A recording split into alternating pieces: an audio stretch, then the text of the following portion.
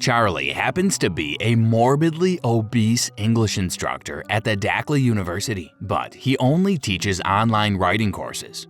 And of course, with his webcam off, giving the excuse that his camera is bad when in reality, he's only ashamed of how obese he is. One rainy Wednesday, after an online class, Charlie is trying to enjoy himself when he suddenly starts to have a heart attack. While struggling for air, he takes out an essay and starts to read. Just then, he hears a knock on the door and thinks it's his friend Liz. He calls out to her but yells that the doors are open, and then a guy named Thomas walks in. Thomas is at first horrified, but Charlie asks him to read the essay to him. As Thomas starts to read it to him, although he has no idea how that's supposed to help, Charlie eventually calms down. Seeing that he is fine from whatever episode he was going through, Thomas tries to convince him to go to a hospital, but Charlie says he's fine. As Thomas is about to leave, Charlie asks who he is. Thomas then starts off by asking Charlie if he's acquainted with the gospel of Jesus Christ. He proceeds to talk about sharing the love of Christ, but Charlie cuts him short and asks for help with his phone. When Charlie tries to call Liz, Thomas wants to know why Charlie made him read the essay instead of getting help. Charlie then tells him that it was a good essay and that he thought he was going to die, so he wanted to hear it one last time.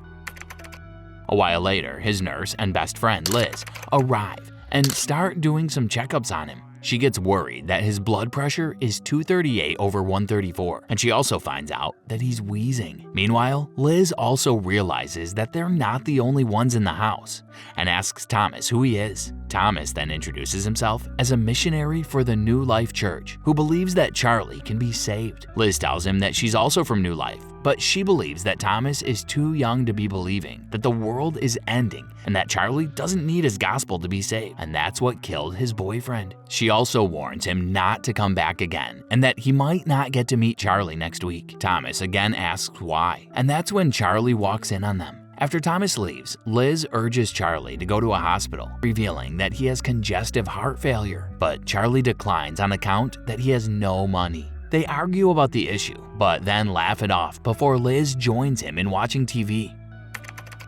Later, Charlie wakes up to find out that Liz has left. He then picks up the essay and starts to read, but he seems to have also memorized the whole thing, as he can be seen reciting it while he takes off his shirt and makes his way to his bedroom to sleep.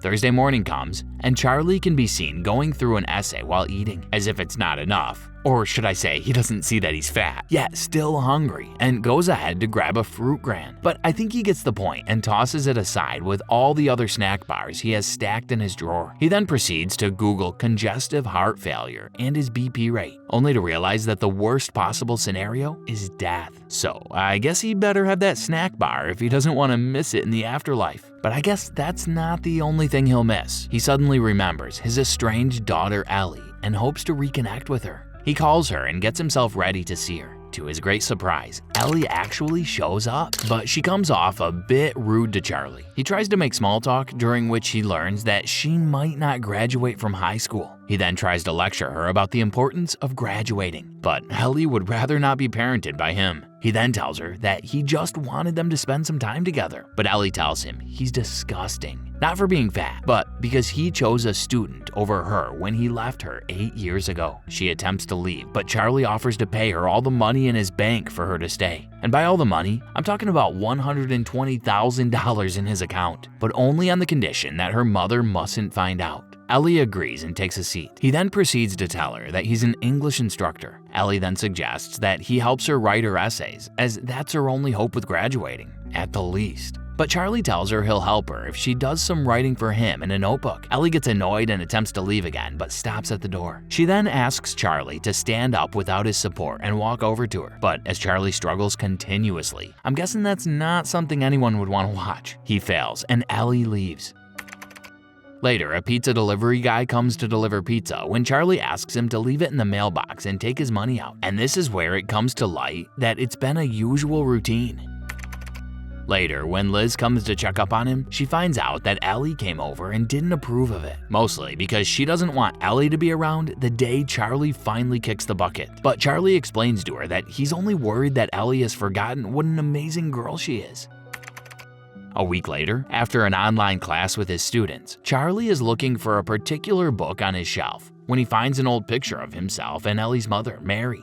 Afterward, he tries to get a key to open up Alan, his late boyfriend's room, but he accidentally drops the keys and is unable to reach them. Ellie returns sometime in the afternoon. After an awkward talk about her having to read through her essays, Charlie tries to ask her about her mom, prompting Ellie to stand up in an attempt to leave. But this time, Charlie tells her it's her choice to leave, but she'll still get the money he promised her. Ellie then returns to the chair and tells him that her mom's fine when she drinks. They talk more about Ellie and how she's been living, and Ellie decides that since they're getting to know each other, then Charlie has to tell her why he added so much. Charlie then reveals that he lost his partner, and it took a huge toll on him, as we can all see. Later, Thomas shows up again looking for Charlie. Ellie invites him in and introduces herself as Charlie's daughter. They talk about religion as she offers him a drink and takes a photo of him. She then asks him to come back tomorrow and tells Thomas her name before leaving. Thomas then starts to preach to Charlie about the end times and how paradise is coming, but Charlie chastises him. Thomas, however, just wants to help, so Charlie makes him help by getting the keys that had fallen the other day. As they return to the living room, Thomas attempts to ask about Alan, but Liz comes in with a wheelchair to help Charlie move better around the house. She then takes Thomas outside with her to talk. She explains to him that she is the adopted daughter of New Life's head pastor, and that Alan, Charlie's deceased boyfriend, whose death from suicide due to religious guilt caused Charlie to start uncontrollably binge eating, was her brother. But despite all that, Thomas still believes that there's a reason God brought him to Charlie's doors the day he was dying. The following day, the pizza delivery guy comes to deliver the usuals, but instead of just leaving this time, he tells Charlie that his name is Dan. I mean, he comes there a lot, so it's only fair that Charlie at least knows his name. He asks Charlie if he's fine, and Charlie tells him there's nothing to worry about.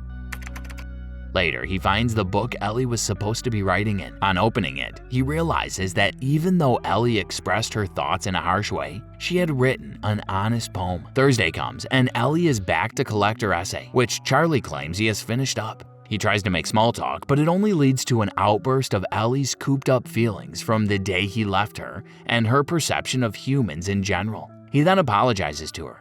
There's silence for a brief moment until Ellie tells him that she's hungry. He then offers to make sandwiches for the both of them, but in the process, she crushes some Ambien in her father's food, causing him to fall into a deep sleep. Just then, Thomas arrives. He and Ellie talk about his religion, and Ellie gets him to smoke. As their conversation continues, Ellie realizes that Thomas is not from New Life, as they no longer do door-to-door gospel sharing. Thomas runs away from her and hides in Alan's room while Ellie tries to get the truth out of him. That's when Thomas reveals that he stole his youth group's money and ran away from home because he felt unfulfilled. However, he plans to mend his way by changing at least one person's life, and that one person happens to be Charlie. Little did Thomas know that Ellie had him on record the whole time. While they're at it, Liz shows up with Ellie's mom, Mary. Mary reveals that she's aware Charlie offered Ellie money to spend time with him, but Liz is confused, knowing fully well that Charlie has no money. But when it's revealed that Charlie has that much amount in his bank, Liz gets angry and sparks at him. She recalls all she had to go through with pity, that Charlie had not a single dime, and how he could have actually saved himself with that much money. She walks out of the house angry, while Mary asks Ellie to leave. As Ellie's leaving, Charlie calls her back and hands over the essay. After Ellie leaves, Charlie's left with Mary. They argue over their failure as parents and over their broken marriages. It's revealed that Charlie had left Ellie and Mary for Alan when Ellie was only 8, which led to their divorce and his estrangement from Ellie. When it's time for Mary to leave, Charlie pleads with her to assure him that Ellie will be the confirmation he needs, that he at least did one thing right in his life. However, Mary has concluded that Ellie is evil and cannot be corrected due to her bad parenting skills. She then asks if he needs anything before she leaves, and when Charlie doesn't respond, she leaves.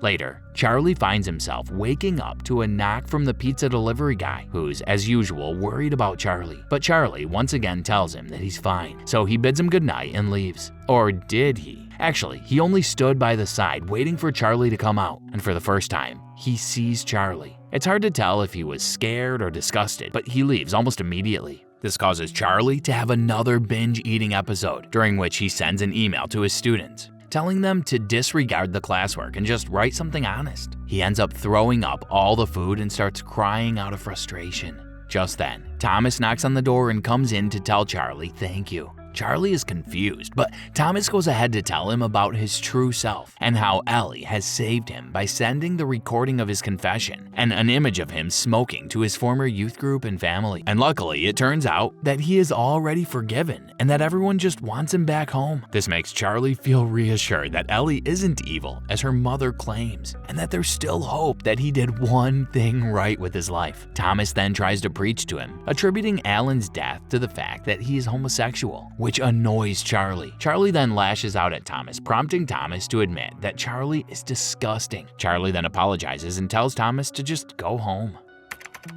Later that day, after staring at the picture of him and Mary one last time, he sets up his laptop to have what happens to be the last online class. During the class, he informs the students that he'll be replaced due to the email he sent. Then he reads out some of the students' submissions and reciprocates the honesty by finally turning on his camera. He shows them his size, from head to toe, and the students react with shock, most of them speechless. Charlie then assures them that the only thing that matters is the honest things each of them has written. And afterward, he ends the class by smashing his computer against the wall. Liz later returns and sees the smashed up laptop on the floor, but she has only returned to comfort Charlie and do some checkups. Charlie apologizes, and she asks him not to. However, she informs him that she hates him for putting her through the feeling of losing a loved one again. But Charlie's health is getting worse, and this really isn't the time for arguments. Charlie tells her one more time that he's not going to a hospital, but Liz says she's not going to force him. Charlie starts pouring his heart out about his love for Alan and how he thought things would have worked.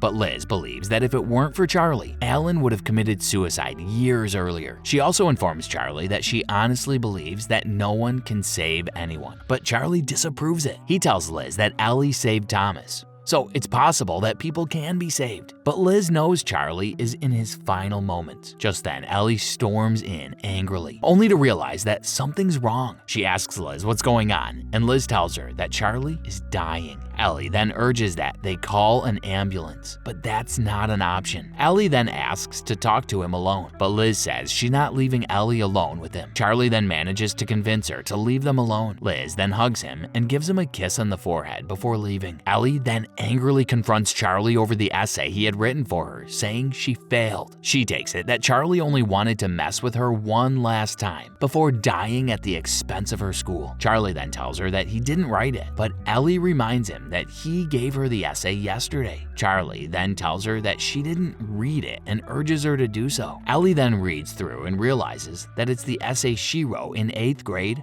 about Moby Dick, and Charlie considers it the most honest essay he has ever read. He apologizes to her again for leaving her and tries to reconcile, but Ellie rejects his apology. Rather, she wants him to just go to a hospital, but Charlie tells her that it's too late for him. Instead, he pleads to her to read the essay to him and to make him feel better. She attempts to leave, but Charlie calls out to her, and for the first time in 8 years, Ellie acknowledges him as her dad and starts to read the essay. As she reads the essay out loud, Charlie stands up and starts to walk towards her without any support, something he had tried to do and failed on Ellie's first visit. As Ellie finishes reading the essay, Charlie is already standing right in front of her. They smile at each other, and Charlie suddenly floats up as he's engulfed in a bright white light. And this is the end. This was a recap of the 2022 movie The Whale by Darren Aronofsky and written by Samuel D., starring Brendan Fraser, Sadie Singh, Hong Chow, Ty Simpkins, and Samantha Morton. So what do you think of Charlie and Ellie's relationship? And do you think Charlie had a chance to be saved? Let us know what you think in the comments below with #CinemaRecap. And until next time.